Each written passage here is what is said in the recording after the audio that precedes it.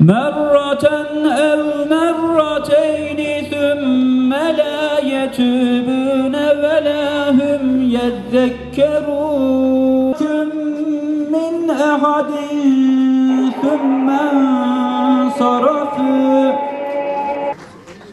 Sayın Başkanımıza ve ekibine yapmış olduğu hizmetlerden dolayı çok teşekkür ediyoruz. Tüm emeğe geçenlerden Allah razı olsun.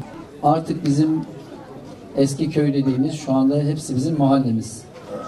Şehirde ne varsa mahallelerimizde de o olacak sloganıyla yola çıktık ve bugüne kadar 80 tane bize bağlanan Güllüce gibi mahallemizin hepsinin içerisine parklarını, sosyal tesislerini, camilerini, yollarını, kilit taşlarını, temizliklerini, çöp konteynerlerini hepsini yaptık ve yapmaya devam ediyoruz.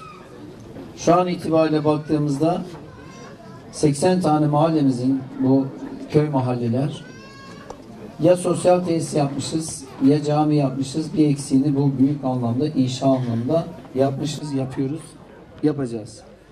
Şimdi Güllüce'ye bakıyorum. Kaç nüfusumuz olmuş? 199 mu? Biraz nüfusu artıralım muhtarım. Hem tesis istiyor hem cami. Bunu dolduracak adam lazım. Gençlere. İşte Muzaffer kardeşimizi aldık. Hem genç hem meclis üyesi artık çalışsınlar. İnşallah. Allah razı olsun. Tabii şehirlerimizin, köylerimizin hem maddi hem manevi ihtiyaçlarını karşılamamız gerekiyor. İnşallah hocamız var değil mi burada? Hocamız var. Hocamızdan da boş durmasını istemiyoruz. Köyümüzde Kur'an-ı Kerim bilmeyen, namaz kılmayan kimse kalmasın istiyoruz. Allah caminizi mübarek eylesin diyorum. Cemaati bol olsun.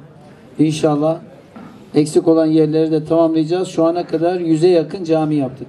Bakın bu da bir ilk. Ayrıca Şahin Bey'de şu an Akkent'te Türkiye'nin en büyük 2. camisini yapıyoruz. Şehirde de ihtiyacı olan yerlere yapıyoruz. Köylerimize de yapıyoruz. Allah razı olsun. Camimizin yapımında da emeği geçen tüm arkadaşlarıma teşekkür ediyorum. Camimizin Güllüce mahallemize hayırlı uğurlu olmasını diliyor. Hepinizi saygıyla, muhabbetle selamlıyorum.